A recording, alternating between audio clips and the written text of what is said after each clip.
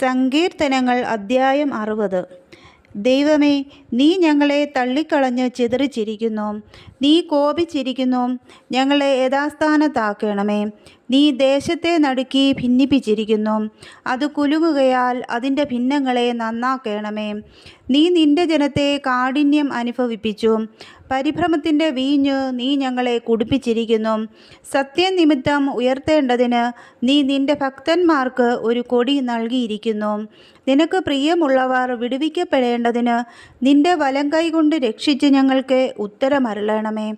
ദൈവം തൻ്റെ വിശുദ്ധിയിൽ അരുളി ചെയ്തതുകൊണ്ട് ഞാൻ ആനന്ദിക്കും.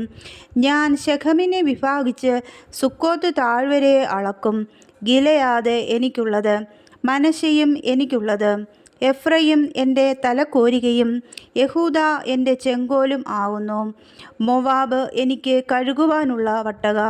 ഏദോമിന്മേൽ ഞാൻ എൻ്റെ ചെരിപ്പ് എറിയും. ഫെലിസ്ത്യദേശമേ, നീ എൻ്റെ നിമിത്തം ജയഘോഷം കൊള്ളുക. ഉറപ്പുള്ള നഗരത്തിലേക്ക് എന്നെ ആർ കൊണ്ടുപോകും? ഏദോമിലേക്ക് എന്നെ ആർ വഴി നടത്തും?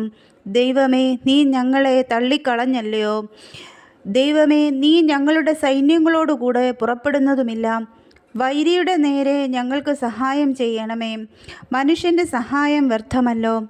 ദൈവത്താൽ നാം വീര്യം പ്രവർത്തിക്കും. അവൻ തന്നെ നമ്മുടെ വൈരികളെ മെതിച്ചു കളയും.